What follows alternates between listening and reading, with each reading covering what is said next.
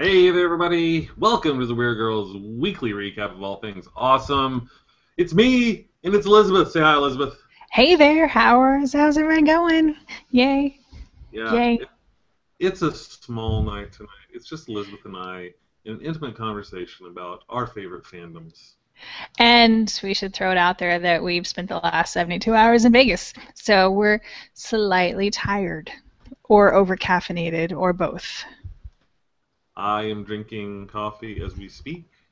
Yes, we're.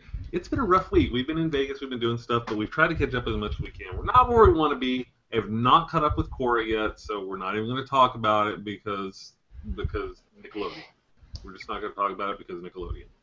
They make it hard. They make it really hard for me to watch Cora. I But haven't we've even got some other looked. shows. It might What'd be you up. say? I don't know. It It might be up. might be. It Haven't might be. looked. We'll see. I will watch Korra as soon as I can, and then we can talk about Korra because I really want to watch the show. There's a lot of other stuff we got to watch as well. So we are going to go over the things we really took care of and we were really able to get caught up on mostly, and then next week we'll get caught up on stuff again and jump back into this. Elizabeth, what do you want to start with tonight?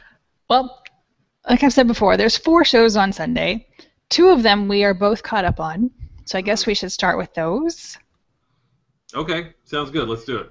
So, you want to talk about True Blood or The Strain? Both vampire shows, kind of. Let us talk about True Blood. All right. Final season.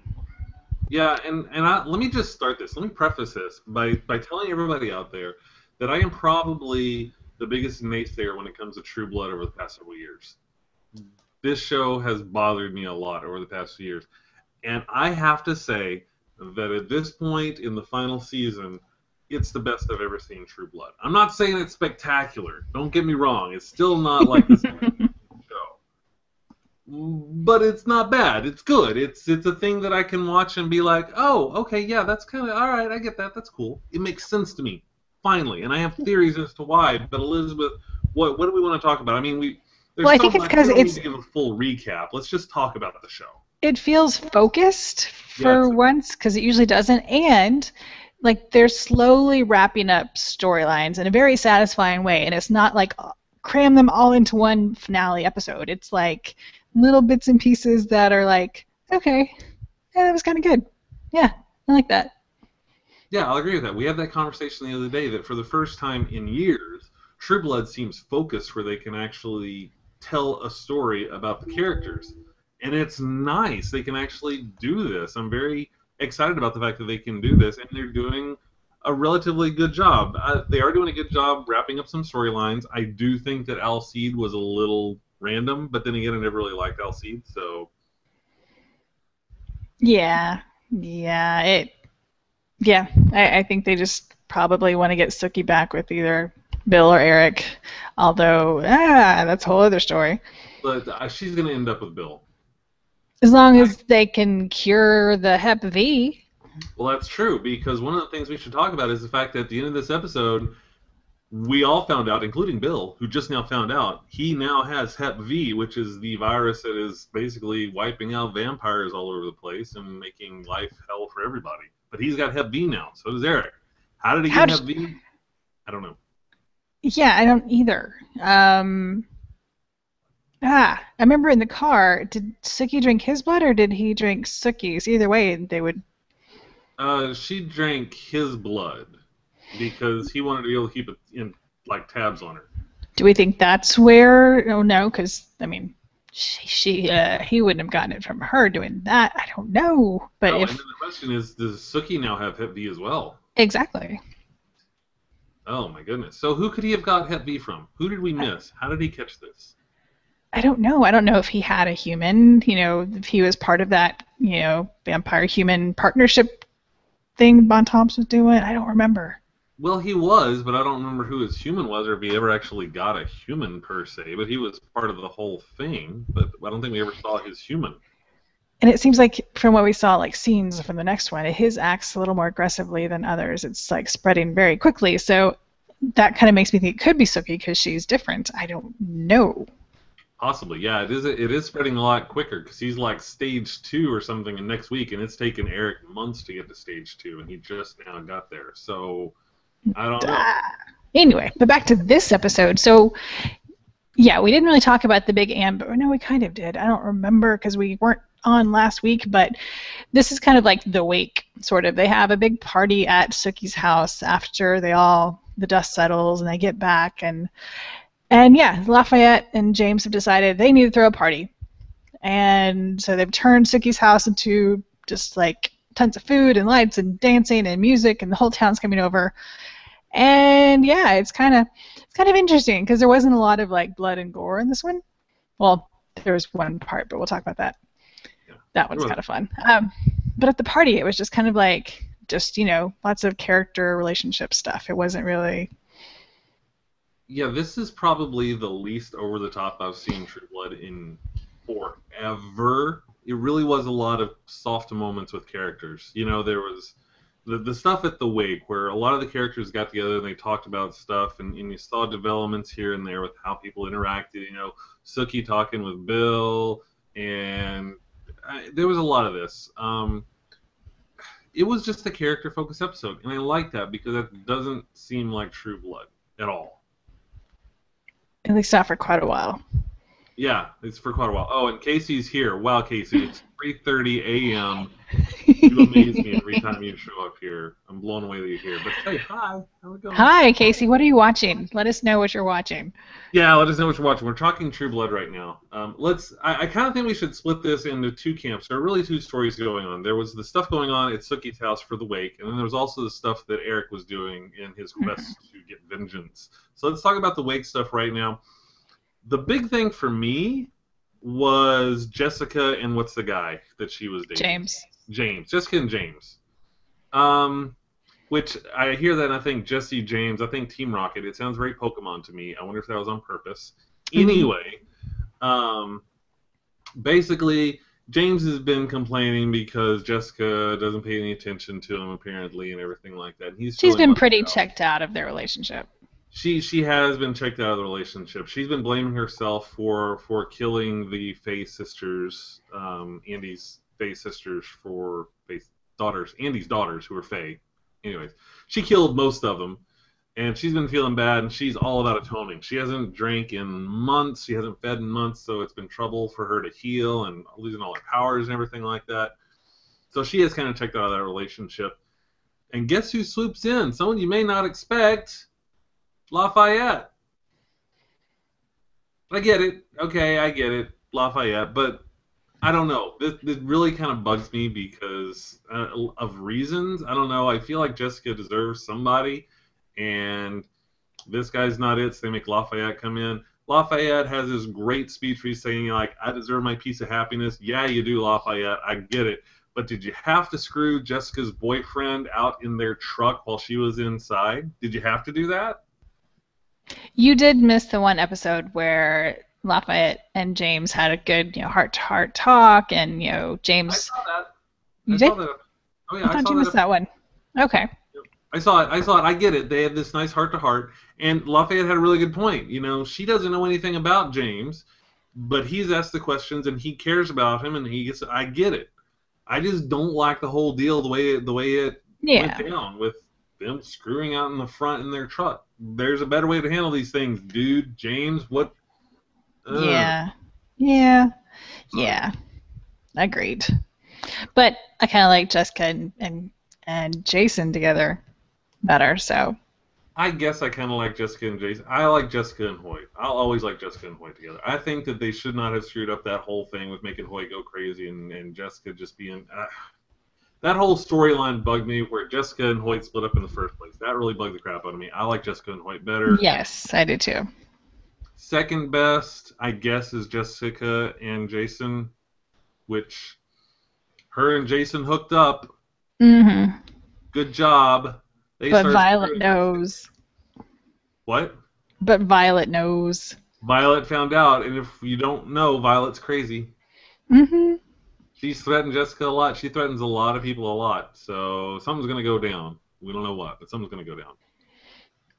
And this wake was also a time where the town kind of forgave Sookie, which is really weird because 2 episodes they were like, I hate her. This is the most schizophrenic town ever. They were just talking a few weeks ago, and she was listening to their brains.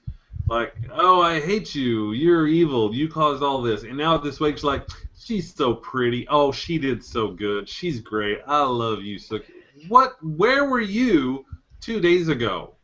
Because it's been about 2 days, guys. Yeah. We're Yeah. looking at a couple of days here. So I don't know what's going on with this town, but you're a little messed up. You hear me, town? On top? Not cool.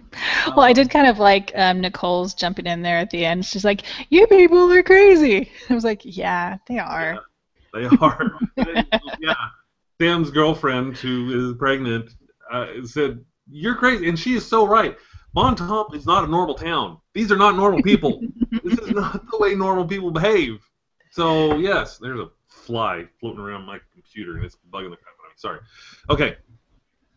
Anyway, but I don't know. That it was a lot of character moments in there. What did you think of the rest of it? Was there anything else happening at the wake that I missed?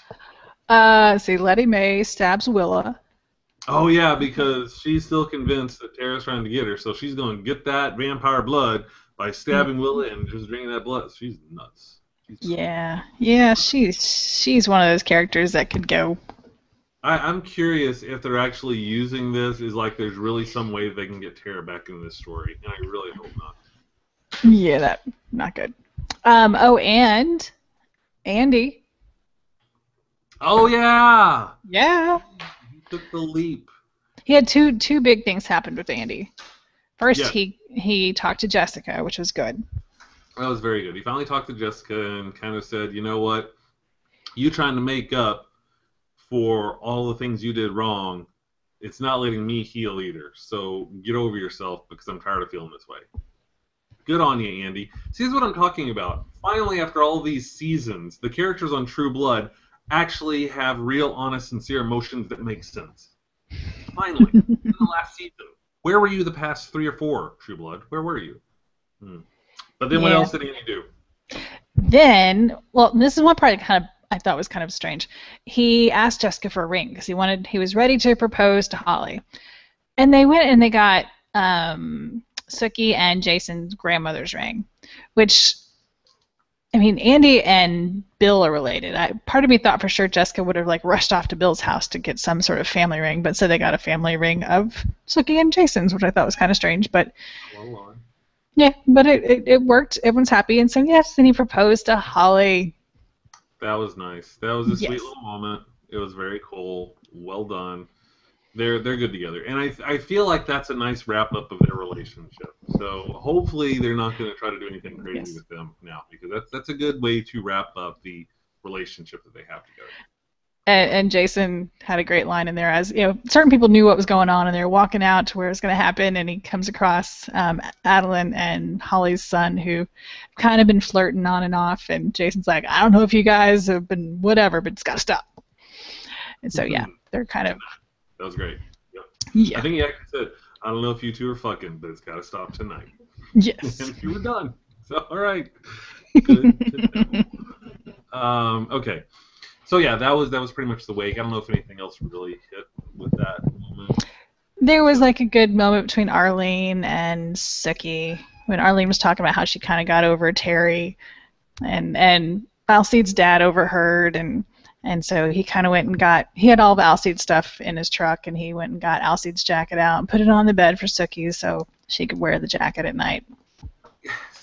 And again, that was another great moment because that whole thing started with him showing up and taking all of Alcide's stuff and putting it in the trunk. And he told Sookie that when his wife died, the absolute hardest part was going through all her stuff.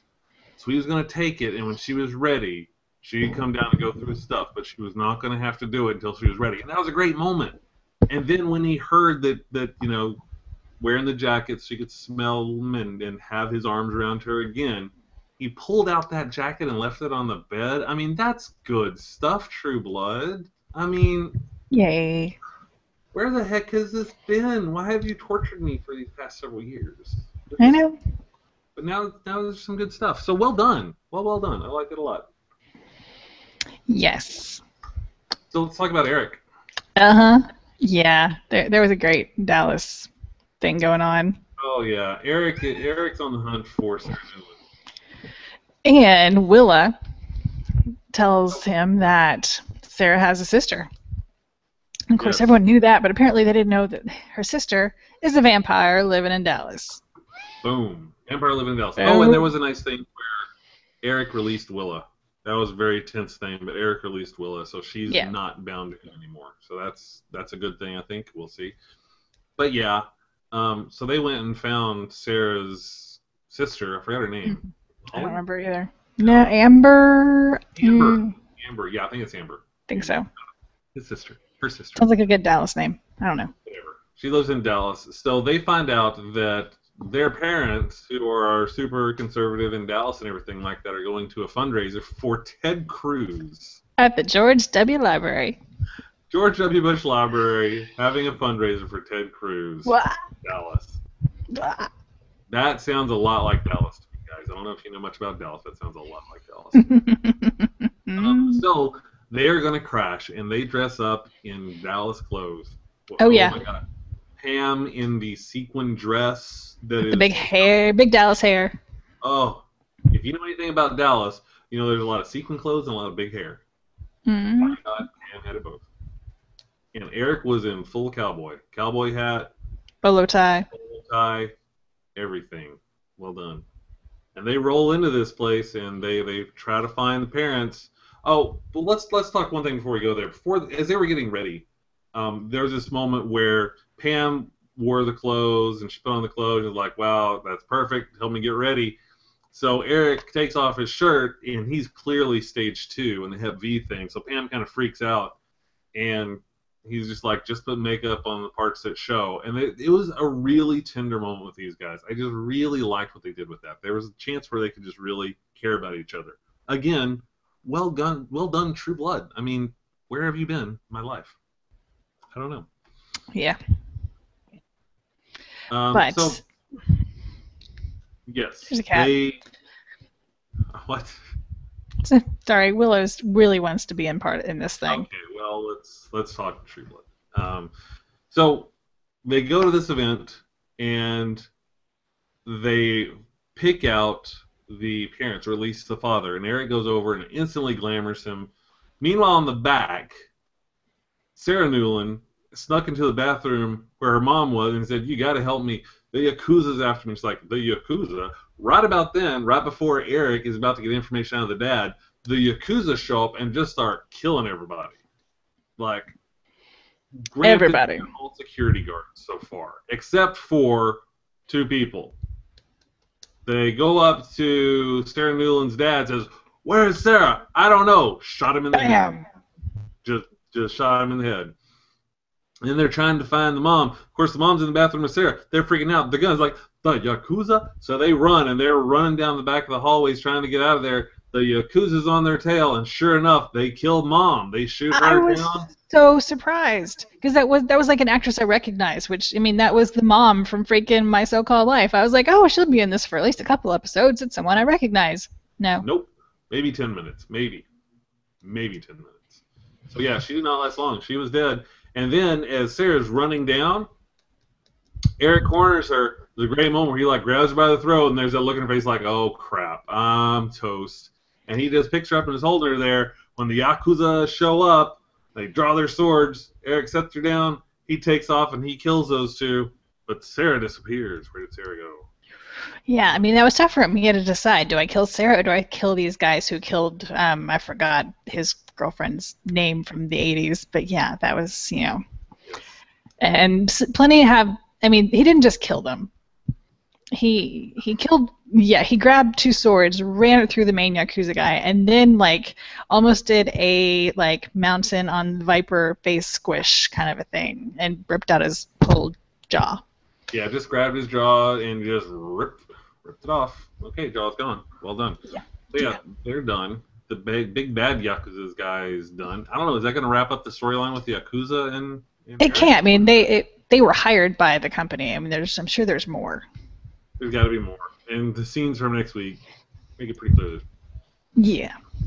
We're not done, but we don't know what happened to Sarah, and they're on the hunt and everything. I mean, that's pretty much a lot of what happened in True Blood. It was a lot of character stuff, which was great. There was a lot of progression in relationships, which was awesome. I'm enjoying True Blood this last season. It's not great TV, but I can watch it without being like, oh, I just wasted an hour. And it's a satisfying ending to the show. If you stuck through it, you like it. Yeah, I agree. If you stuck through it, then you're liking what's going on. So it's been all right. It's been okay. So well done, True Blood. Well done. So the other vampire show, we haven't talked about at all in this, The Strain. At all. We missed last week, but we watched The Strain last week and this week.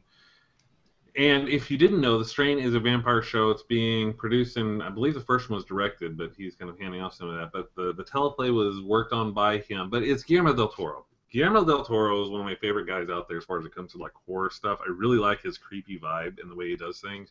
He really likes a slow burn and really kind of getting you to these creepy scenes and visuals. He really likes that. And I like that as well. So I got to tell you, the first episode, the pilot episode, which is like an hour and 40-minute episode that was 2 weeks ago, not yesterday, but last week before that, was really well done. It was a really well done show. I thoroughly enjoyed it. It was constantly moving. It was creepy at times. There was just a lot of great stuff going on in this thing. What did you think about the pilot? The pilot I really liked. It starts out in New York, a plane arrives, and it's just sitting there on the tarmac, basically. It's no movement, no communication, nothing.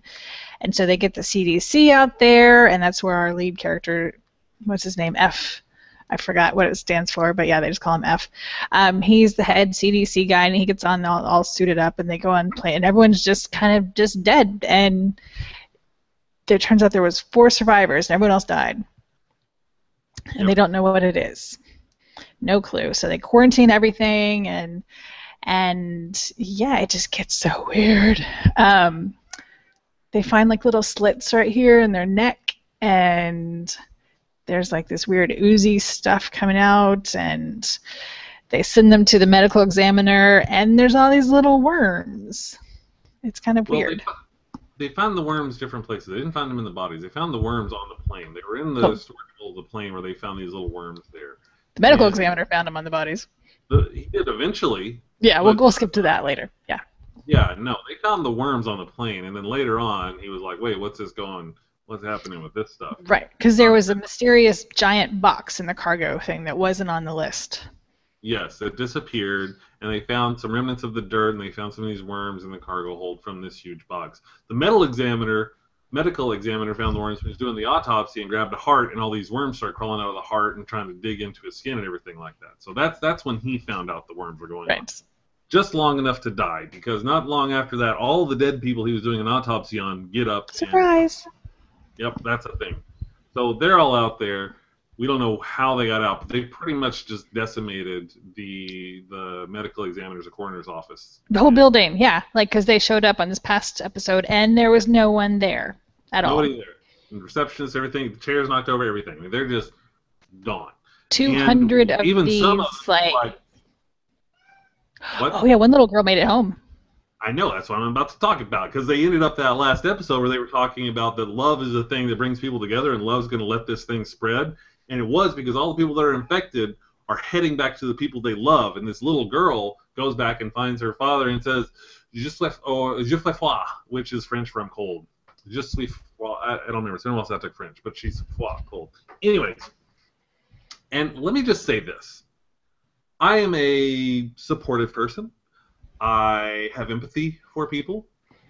If I were a father and my daughter, who I had recently been told by the Centers for Disease Control, was dead, showed up at my house, very gray, pale, staring off into the distance saying, "Daddy, I'm cold," fuck no. Just no. I am supportive and loving and all that stuff. No. Just stop. That's just not something that's going to happen. I freak out, I leave, I call somebody. Anybody else, any of these other loved ones, where their people are coming back and saying, "Hey, honey, I'm home," after the CDC says, no, they're dead, I'm going to freak out a little bit. Sorry. Yeah, especially like the one he'd already started the autopsy on and was missing half of his head, but he's still alive now. But yeah, that dad, I mean, he draws her a bath and makes her dinner and calls the CDC guy and says, "Hey, I'm sorry I freaked out earlier. I'm glad she's actually okay." He's like, "What are you talking about? She's not okay. She's dead." No, Yeah, she's right here. and he gets mad and hangs up and says, "I don't care what you say. She's here in the bath." Huh, dude, you're stupid. And He he paid for it. dies. He does die. This little proboscis shoots out of her neck because she says she's hungry, and he's like, "I'll make you something. We'll watch The Lion King." And this was another Guillermo del Toro thing. So he really liked to do this thing where there's like this innocence and this slow burn. He really likes the creepy child kind of thing. And sure enough, she's like half submerged in water, saying that she's hungry. And he's like, "Okay, we'll watch The Lion King. It'll be great." Because this loving dad, who's an idiot, is like, "Okay, we'll watch The Lion King." And sure enough, she shoots out and kills the dude. Your Yeah, own because fault. again, they may be vampires, but they're not like fang vampires. They're like this weird thing shoots out and latches onto your neck and sucks it all out, and it's kind of like some of those crazy vampires that they made up Face Off last season. Yeah, actually, it was. There was a vampire they did on a Face Off where they had the proboscis thing like hanging out. Hmm. It was a really bad makeup job, but same idea. Um, Exactly. the other thing is that I mean, basically these worms infect these people, and it starts to change their cellular makeup. And one of the things we learned this last week is that the CDC guy who's been running things doesn't care about whether it's disease. He's one of these PR guys that's just like, public relations, smile, we're not, nothing's wrong. So he lets the four survivors out, breaks the quarantine, and says, go, no matter what F does. He's like, no, you can go. And sure enough, they started developing these symptoms. But the airline pilot feels guilty that all these people died, so he actually voluntarily goes into the hospital for tests, and they start finding out all sorts of crazy stuff. And we ended that with him saying, you got to get every other survivor back. Round them up. I don't care what happens. Round them up. Too late. They're already out. One of them was like this bitchy lawyer chick who, like, got F in trouble in the first place. Another one is this like rocker dude with like a fake long hair wig, and he got his agent to get him some girls. So he's back at his place with the girls, and yeah, he starts getting. They all have like this humming going on inside their head, and he started hearing it really badly. And then all of a sudden, he looks at one of the girls' necks and just bites, just latches They on. start ripping at that jugular and everything. So they freak out and they leave, and he freaks out. He's like, "Get out, get out!" But they're undergoing these crazy changes. The lawyer has started like bleeding from the mouth and everything. They're gonna be like, I'm assuming they're gonna be like generals of this vampire army. Like all the dead people are just kind of like zombified vampires just killing stuff, but they're at least conscious and stuff. I've got a feeling they're going to be important at some stage. Don't know why yet. We'll Mhm. learn. But the Well, yeah, lawyer, because the we haven't even talked rocker, about. Go ahead. the The, what? The lawyer, the what? What? we haven't even talked about like the bad guys who are orchestrating this whole thing. No, we haven't even talked about them yet Yeah. because yeah. So these guys are out, and it's all part of their plan. They were going to get this box over into Manhattan. There were going to be four survivors that were important. They had this whole thing planned out. It's like the Stoneheart Group is this big kind of big. I think of them as a Halliburton or some type of horrible evil company. Not that I think Halliburton is evil, Or but Monsanto. no. But yeah, they orchestrate all this, and they've been able to manipulate people over and over again, so that they can make this happen. They've bought people off, they've bribed people, they've done whatever they needed to get these people back. Even And Sean even one of the Astin. people on F's team was compromised, and is the one that actually let the box out because they knew the box is important. They're like, seal this place off. Do not let that box out of the airport. But one of the guys on his team said, no, no, they can go. It's fine. Even though he knew it was like horribly, horribly bad. They had something on them that says, okay, I'll let it go. It has to be really freaking bad for somebody that works for the CDC and understands the potential horrible effects of a pathogen getting out. They got to have something really bad on Samuel Gamgee. I'm telling you. Exactly. And if in case you didn't know, his name's not Samuel Gamgee. It's Sean Astin. You know, Yeah. whatever. Anyways. Whatever. Whatever. So, anyways, yeah. So, yeah, the Stoneheart group is the group that's handling all this stuff, and it turns out that there is an old guy that's fighting against them who apparently fought them once before back in World War II. He was apparently in a German concentration camp, and one of the Nazis controlling him turns out that they knew each other and they fought each other, and he stole a sword. And There's a lot of stuff going on. There's a Yeah, lot of he didn't just steal the sword. He stole the sword from the master, which is the person or the thing that was inside the box, which who's a is like creepy. this. Yes, like this box is not just any box. It's clearly old and ancient. It's got all these like skulls and satanic things carved all over it, and this giant like you'll see a robe. If you ever see a robe, black robe on the floor, go the other way because it's going to rise up with this big dude in it, and he's going to suck all your blood out and then smash your head. Yep, that's what's going to happen if you ever see a robe on the floor. I'm just going to leave robes on the floor every once in a while, just see what people do. Ah, ah, I would run. You would run? Well, that would be smart after everything. So yeah, Mm-hmm. so I mean, there's a lot to like about this show. I'm really enjoying the show in general. Last week's episode was a lot slower. The second episode was a lot slower, to the point where it felt like not much happened to me, even though I get it. It's Guillermo del Toro. Slow burn, slow burn. I appreciate that, Guillermo del Toro. I appreciate that. Give me something though. And you have to appreciate, I mean, it is a little kind of campy-ish, you have to kind of go with that. I mean, there's certain, I don't know, like, the main character is going through a divorce, and that story is kind of annoying me a little bit, like the new guy involved. Um, Who's a jerk, by the way? he's definitely a jerk. He's a total jerk. He's like every chance he gets, he rubs into the fact. He's like, "Hey, I'm in your house. Oh yeah, I'm building this office. Oh, and I'm screwing your wife." So Yeah, your bed's comfy. Yeah, he's not a good guy, but it's just kind of a meh storyline, and there were a few like logic things, like why when he's told that he's off the case, and clearly this was just a malfunction of the plane, and it was carbon monoxide poison, yet they know that they have these weird these worms. worms.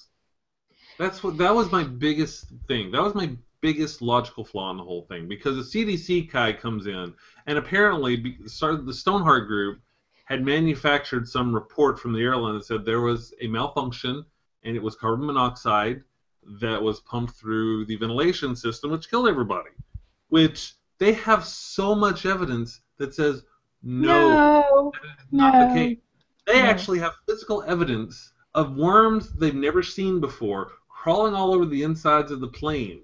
They have bodies, every single one of them having an incision down the neck. They have goop running out of their bodies. There's so much evidence that this is not carbon monoxide.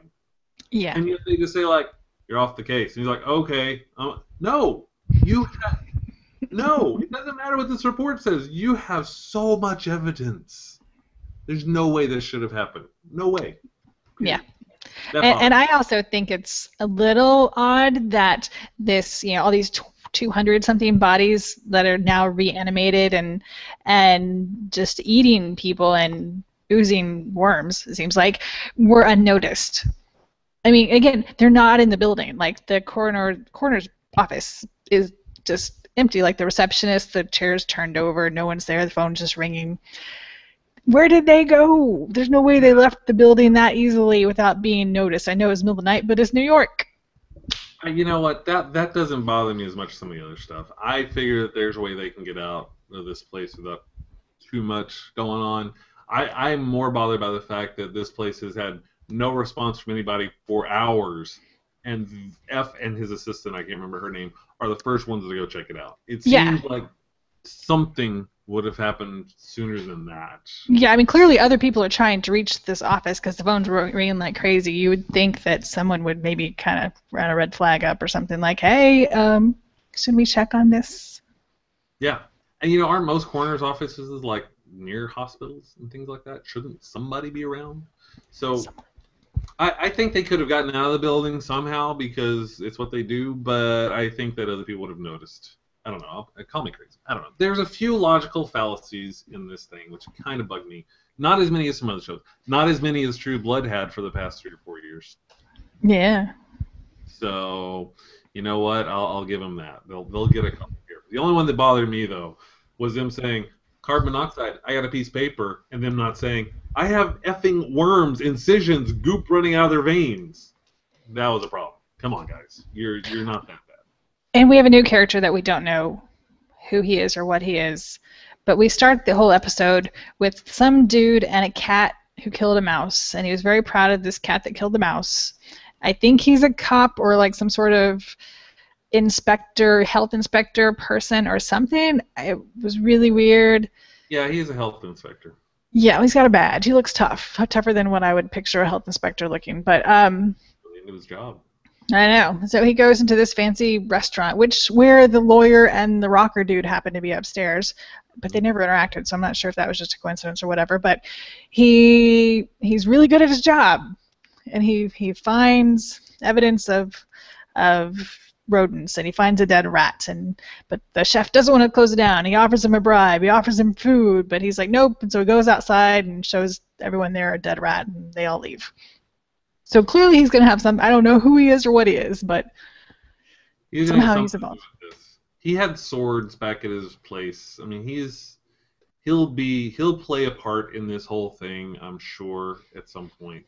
We just don't know what. I got a feeling he'll help fight against the vampires of some sort. I don't know. Maybe he's Abraham's son or something.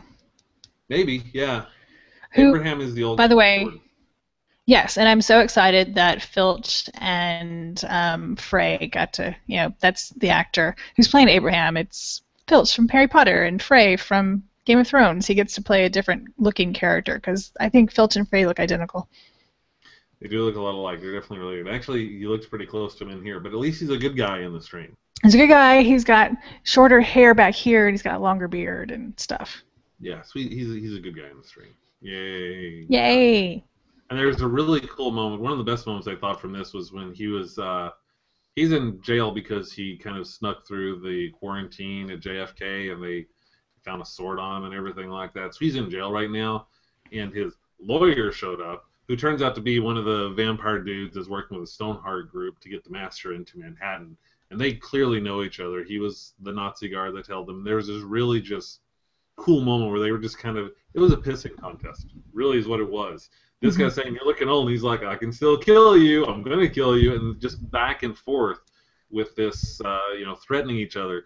The one thing I really liked, it was really subtle, because this visiting room, they've got the clear partition between them and on the phone kind of thing.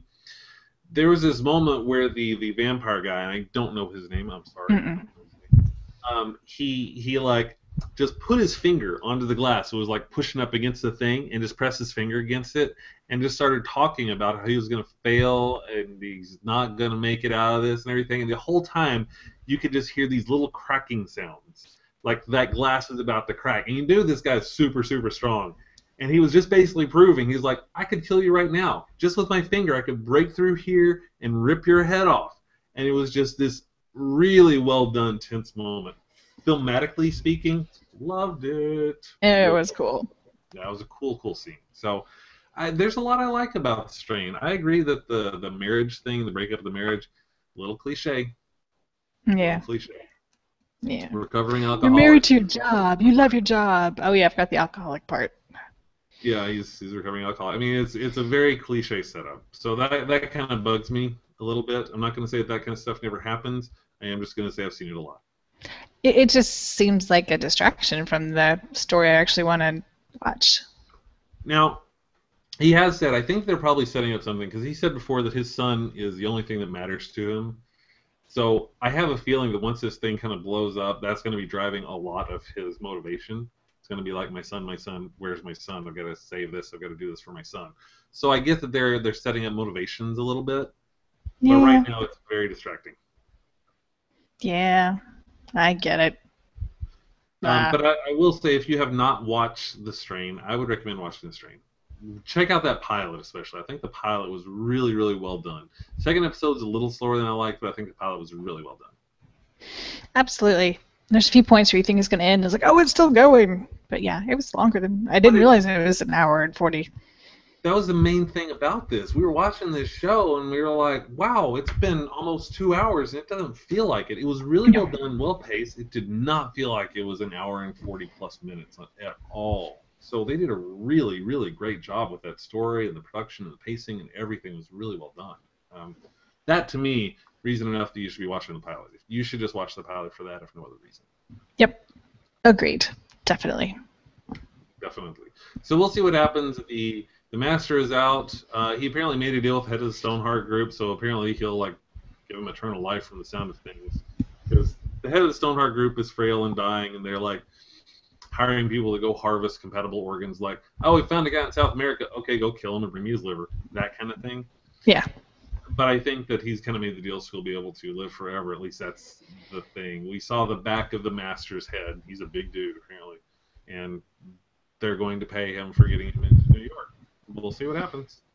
The back of his head looks a lot like Voldemort.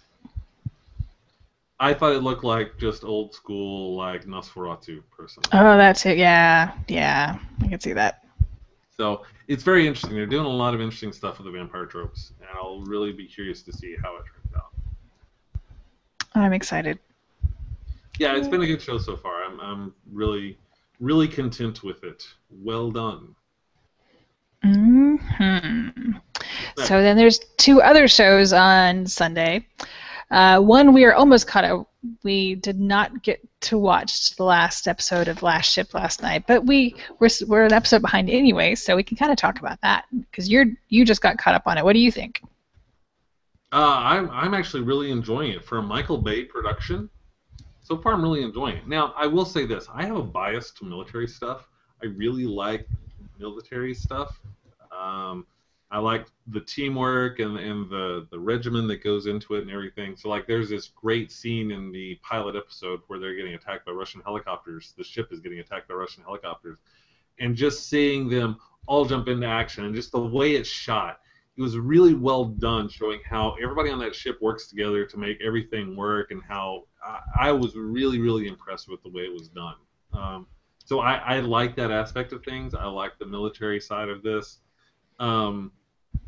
So I've talked about the pilot already. I haven't talked about anything past that. Oh, so I missed that. Okay. Right. Yeah, there was 1 week you weren't on. So what I have noticed is, I've gotten 3 episodes in, I guess, so we've missed our 4th one. The thing that I've liked so far about this show is that, again, this is a Michael Bay production. My assumption, and assumptions are bad, I know. My assumption is that it's going to be a lot of, hey, fight, blow up, boom, boom, boom, boom, boom. It's not like that. At least it hasn't been so far. There's definitely some of that, but every episode, and we talked about this after we watched like episodes ago, we talked about this where every episode so far, it's like there's a new challenge they have to face, and they have to figure out a way to meet this challenge. Whether it's the Russians having them locked in a harbor with no way out, or whether it's the power breaking down so they can't generate electricity and all the samples and the potential cure is going to just be destroyed. And they don't have any water, and they don't, yeah, I mean, it's like the last one we watched, episode 3, was very MacGyver-ish almost. I mean, there was so many, like just survival challenges they had. It wasn't like anyone was, there wasn't Gitmo or the Russians or whatever. It was just, we are going to run out of water. We can only fire up the engine 1 hour every 6 hours or something. We have to keep these viruses at a certain temperature, otherwise we're going to lose the whole purpose we're out here. They're all like just dropping from dehydration. It was crazy. They're like running out of food, running out of everything. Yeah, which is great because that's what's going to happen in that kind of situation. It's not exactly. We're going to fight, we're going to blow up other ships and everything. No, it's going to be you are struggling to survive, and you're stuck on a ship in the middle of the ocean. It's not like you can go somewhere else and find more food or water or anything like that. You're stuck on an effing ship. And anytime you get close to land, it's dangerous because you don't know what or who or what the situation is and what kind of viruses or if they're going to be there or whatever. It's kind of just crazy. Yeah, I mean, the thing about this ship is that no one there was in a hot zone when this broke out, so none of them have been infected with the virus. But every time they find some place, they have to assume that anyone they meet has been exposed to the virus, which means they can't be around them. They're wearing masks. They can't be anywhere around anybody that could have been exposed to the virus. Yeah. Even dead bodies. Yeah, when they go inside a building, they can only be inside for like an hour because that's how much oxygen they have, and hopefully no one locks you into that building. Yeah, like the terrorists did in that one episode. Terrorists locked into that building and held them back as they were running out of oxygen. Basically, they were at Guantanamo Bay trying to get goods because that was one place they could go. And fuel. Yeah, they needed fuel because they're almost out of fuel. So they went to Guantanamo Bay, and sure enough, some of the prisoners had gotten out and taken over, and they were basically trying to kill them all. Still, do they realize that civilization is declining to the point where none of that matters? Realize that, but apparently not. I don't know. I don't know that mindset. There's something in that mindset I don't get. Whatever. Um, but yeah, you've only got an hour of oxygen left. If you take off your mask, you're gonna die. If you leave your mask on, you're gonna die. How do you get out of this problem? How do you fix this issue? And that's what it's been like every episode. There's these challenges. I love the episode where they were running out of the water in the middle of the ocean.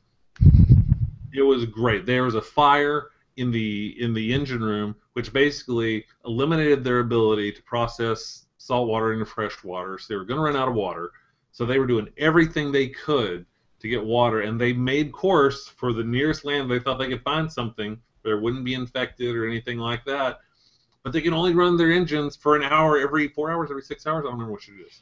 Yeah, I think it was 1 hour every 6 hours, and they were relying on some wind because they like had this great idea to get these sails up, and the wind stopped. Yeah, so I mean, it's taking them. They can only power their engines for an hour, but they've got to get somewhere fast. It's going to take them a week to get there, but they've only got really 5 days of water to last. How are they going to make it through this? It was really brilliant when somebody came up with the idea of making sails, where they basically threw some chutes, tied them to the ship, and waited for the wind, but there was no wind. And they had to like keep the virus samples cold, so they sunk them to the bottom while they were trying to fix the engine, and it was crazy. It was great, and that was another thing. Obviously, when the engines run out, they lose power. Even their backup generators are not going to be enough to cool those samples, and they're concerned about it. When they say, okay, we can throw them overboard, we're not moving, so it's just going to be stagnant. We just have to get them around 40 degrees, and if we get them deep enough, they'll be cold, which is a great idea. I mean, who needs refrigeration when you can just dump it under the water where it's going to be cold? So they made an airtight case, dumped it underwater, and kept it at 40 degrees until they were able to get the engine going. And once they're able to get the engine rolling a little bit, then they can get power back to the generators enough so they can keep things cool. But that relied on the wind, which would keep the turbines going, which did, yeah. It was just great episode. I just really like the way they worked through everything. So the thing I like about The Last Ship so far is it has not just been a Michael Bay movie in smaller doses. It's been a lot of thinking. Now, yeah, there's still the military part, which is also a Michael Bay trademark again, but it's a lot more thoughtful than just blowing stuff up. And I really appreciate that in the whole show. So they did. So it's all the people on the ship, and of course the scientists. Which one of them turned out to thought it was a traitor, but really the Russians had his family, and so that's why he did what he did. But then they've also picked up one guy from Gitmo. He was kind of like a private mercenary kind of guy, or he was one of the guards there. I don't know if I trust him or not. I don't trust him. No. I don't trust him. He's too flippant about everything. He's very. I don't know. I don't think he was military. He was a private contractor. I think so. Yeah. He was kind of like a Blackwater guy or something. Yeah, and he just strikes me. There's something wrong about the guy. I don't trust him. I also don't like the fact that he's a little bit of a dude bro. Mm-hmm. A little bit. Yeah. I just don't trust him. There's just something about the guy that puts me off. Now, how it's going to turn out, I don't know. Maybe he'll be a great guy. Maybe he'll be like Sawyer in Lost, who's, he's the rough guy, but he's got a heart of gold. I don't know. We'll see, but I don't trust him right now. He was a contractor. He's on board. He keeps hitting on every woman on that freaking ship. Like, the world is crumbling. He's like, hey, the world's crumbling. We might as well have a lot of sex. Really, dude? Is that? God. Yeah. And they were trying to, get water out of the beer. Basically, they had some process. He's like, oh, we're wasting the beer. He's just too casual about things too. I don't know. There's something about him I just don't. He asks a lot of questions, but then acts like he does. Whatever. I don't know. I don't know. I don't trust him. No. But this episode we just missed last night. The viruses are to a point where they need testing now. Like, yay, things are working. So they need some primate test subjects, and so I think they're headed somewhere. I mean, they're in Cuba, so it's not that far off. So they're headed somewhere to go get some monkeys. Yes, that was the one thing. They were trying to figure out where to go with their limited power. They needed a place where they could get fresh water and monkeys to test a potential vaccine on. So they found one island that was uninhabited. So that's where they were heading for. And right as at the very end of that episode we saw, which was not last night's, but the week before that, sorry, we're behind. We were in Vegas. The one before that, right as they were all just like, they ran out of water, they were about to lose it, they spotted land in the distance, and they turned towards it. They were going to make it there in time. Yay! They're getting fresh water and hopefully some monkeys. It's supposed to be uninhabited, but who knows? I don't think it is. We'll find out because we'll watch it as soon as we're done here, probably. So we'll see what happens. So yeah, Last Ship. So far, I like it. It's been good. I was actually surprised. I assumed that I would not like it, but so far I'm enjoying it. It's been good. Yeah. So the other one that you haven't watched at all, and I'm one episode behind on, is The Leftovers. That's on HBO. It comes on after True Blood. I did watch episode number 3 while you were filming with Danny. So I'm a little farther along.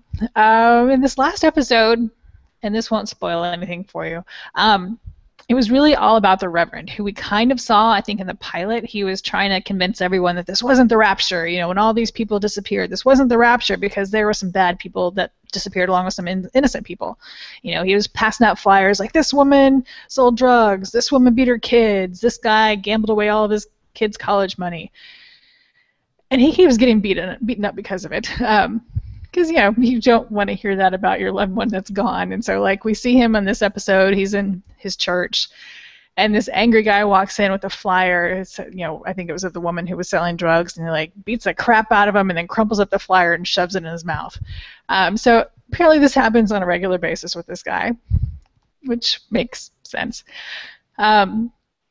But he's determined to keep on doing it. He's not going to stop. And so this whole episode was about him. We hardly saw much of anything else. Turns out, you know, this is 3 years later, and there's not many people going to church.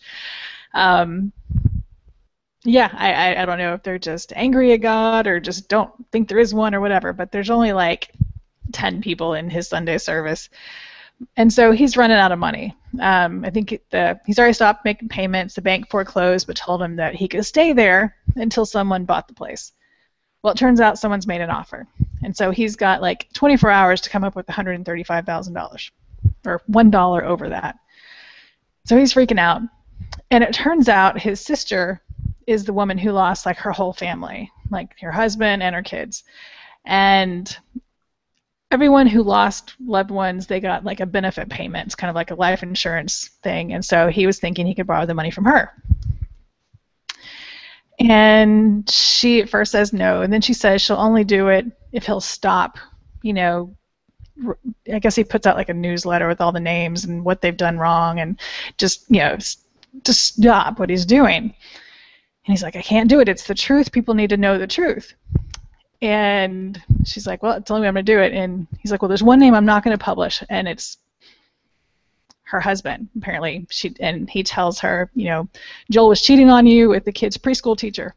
And she just kind of laughs and then just kicks him out of the house.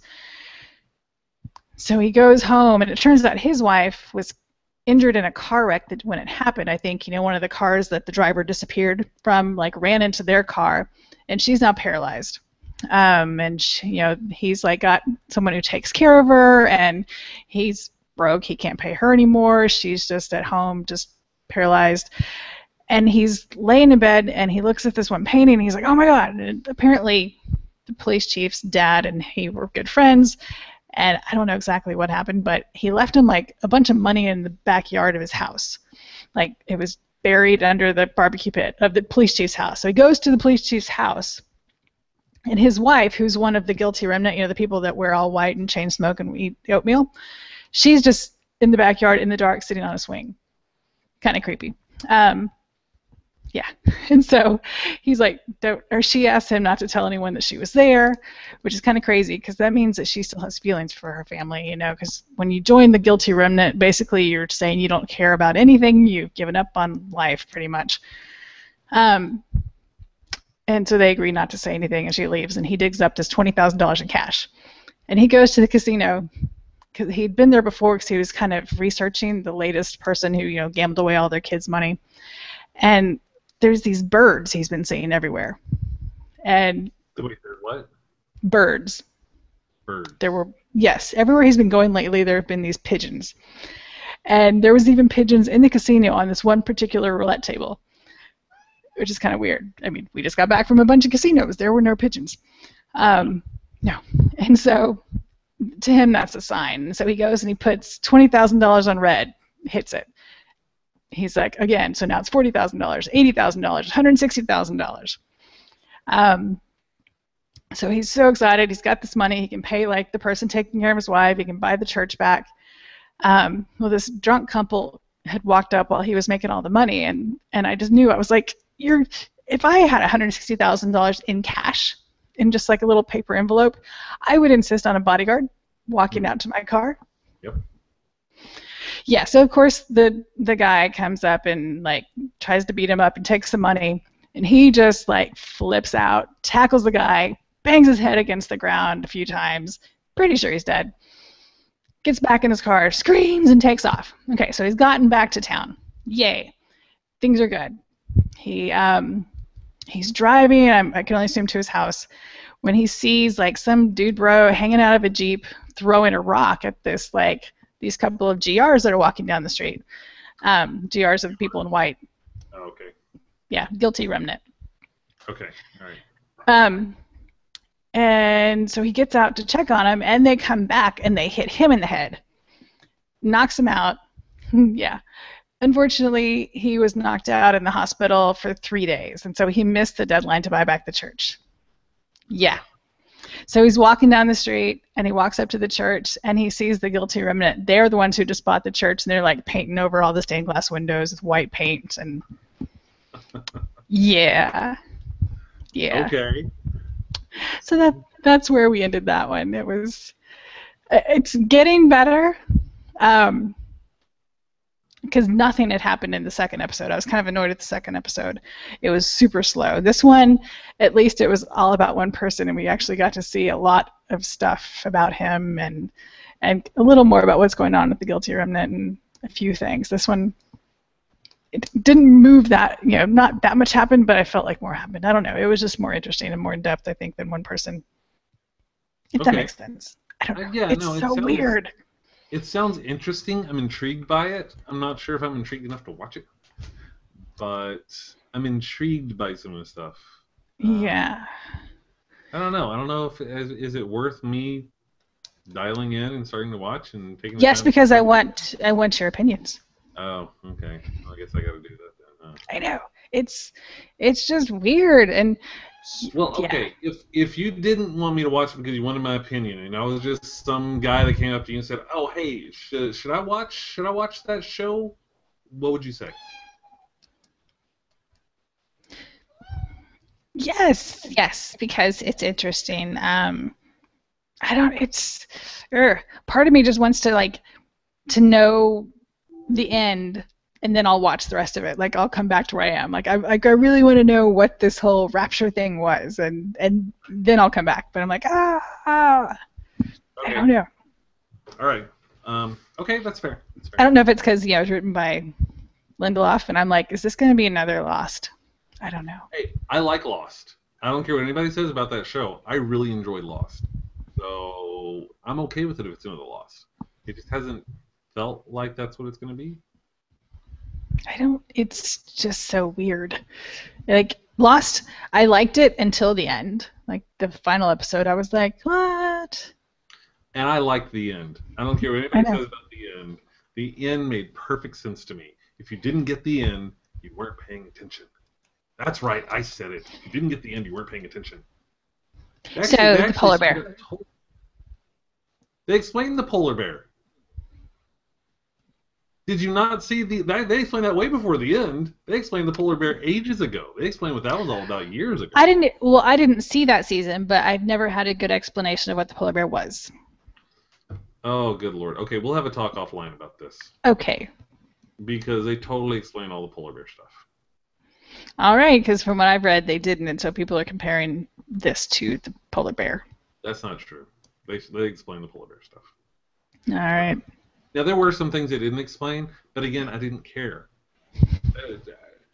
You shouldn't have to have an answer to all the questions in life to enjoy it. Really. Oh, but I want to know what this is. Yeah, but not everybody gets those answers. You may want to know, but it doesn't mean you can't appreciate it. I If you don't know guess. the answer, I don't know why certain things like happen. I don't know like exactly how like planets formed with the rotate. I know that there was collapsing dust with spinning things, and I get that. I mean, I don't know all the physics behind it, but I sure do appreciate the fact that there's some cool planets out there. I don't have to know all the answers. But that's, the final product. I mean, again, that's why I want to know. I want Oh, we'll have to have an offline talk because that's a whole hour conversation right there. I'm But still there. Again, I have a whole lot of questions, and I'm not getting answers very quickly, but I'm still intrigued. okay, that's fair. But Yes. are they walking the line where they could like give you too many questions with no answer? You'd be like, I'm done. I can't deal with this anymore. Are you walking that line with this? No, I don't think so. Well, this episode I think makes me feel better because it gave you a lot of answers, and I don't think it added any questions. Okay. All But right, the that's fair. episode two was the other way around. Episode two, it kind of answered some stuff, but it gave me way more questions. Yeah, okay. And again, I don't mind that. I like questions. I liked Lost, so I'm okay with that. I think you'll like this. Well, I will try to get up with that. I've got a lot of catching up to do. We've got a lot of. I'm a week behind in the Heroes of Awesome now. I know, and we were just told that we should be watching Dominion, and Oh yeah, I was supposed to be watching Dominion too. Totally forgot about that. Dominion mm, sounds like something I would like, and I have not watched yeah, it. yeah, and Face Off starts tomorrow. Yes, go Face Off. I'm excited about a new Face Off. So I should be watching Dominion, Face Off.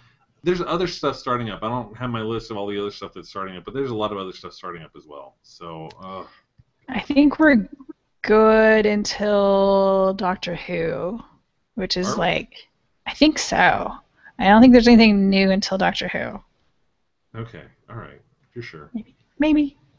We'll find out. I'm sure there's something we're missing, but we'll figure it out. Okay, cool. So what else we got? Anything else? And that's it. Right now, it's just the four shows on Sunday night and Cora, which we're way too far behind to talk about right now. Yeah, I can't even talk about that. Is there anything on YouTube you've been watching you want to tell people about?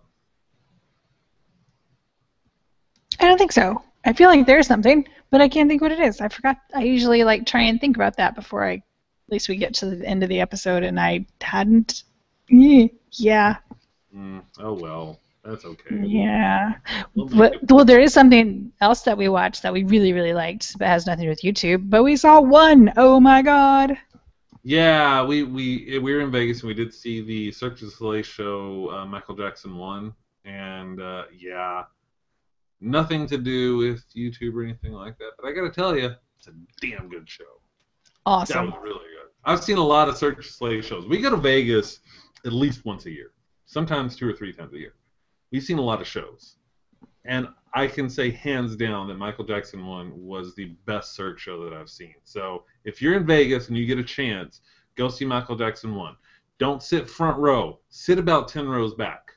Trust me, it's worth it to be about 10 rows back in there, but it's a great, great show. Thoroughly Yes. enjoyed it. Loved it. It was a lot of fun. I was dancing for hours afterwards. Hours. Yes. And when we say it's the best Cirque show, like you're not going to be like, oh my God, with like just nonstop crazy acrobatic, like how do they do that? But it's just a good show. Like, oh my God, it was like very like yeah, the emotions and the dancing and just everything are just awesome. Yeah, it was really, really good. And if you like Michael Jackson music, you have to see it. You have to see it. If you're a fan Have of to. Michael Jackson at all, have to see it. Forget all the other ones. Forget the Rev. Forget Ka. Forget what's the Mystere. here. Go see Michael Jackson 1. Do it. Do it. Do it. Do it. Go to Vegas and go see Michael Jackson. Just for that. Just for that. That's all you need to go for. Because you'll just lose money gambling. I do all the time. Someday I'll have a good weekend in Vegas. I don't know when that's going to happen, but someday. We've had one. One, I know, one. I was doing well until like we hit the blackjack table on the last night, and that was bad. Yeah. Blackjack was bad. Craps has been good to me. Blackjack, not so much. Oh well, whatever. Anyways, so anything else then? I think that's it. I think that's pretty much it. Oh, Thanks for watching. Oh, wait, talking what? about the Geeky Awards. Oh, yeah, forgot about that. In case you didn't hear, Danny Danger, our very own Danny Danger, has a nomination in the Geeky Awards for the Best Online Personality. That's right. Woo! She's got a nomination for the Best Online Personality. So she's going to be going down to LA, hopefully, for the award ceremony on August 17th. She's got a GoFundMe going on right now. If you want to help get her there, go to her GoFundMe. I think it's GoFundMe/Danny Danger or something like that. Let me look it up. I'll put it in the link or something. Good idea. Here, talk to people while I look this up. Talk to people while I look this up. I was gonna look up stuff too. She's at $465 right now. Her goal is 1,000. That's kind of gonna help get her there. I mean, come on. GoFundMe.com /BLF804. That's not very. BLF804. There you go. GoFundMe.com/BLF804. Send Danny Danger to the Geeky Awards. Please. So she's just under halfway there. Help send her out there because it would be great to get her at least to the awards. Who knows? Maybe she'll win. If she wins, that'd be awesome.